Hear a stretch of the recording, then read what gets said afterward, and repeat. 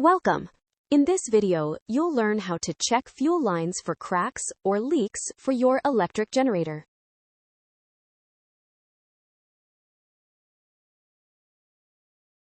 Begin by turning off the electric generator using the main power control before inspection.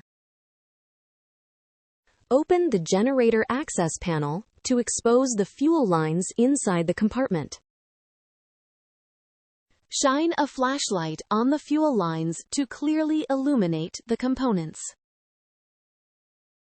Visually examine the entire length of the fuel line connected to the fuel tank.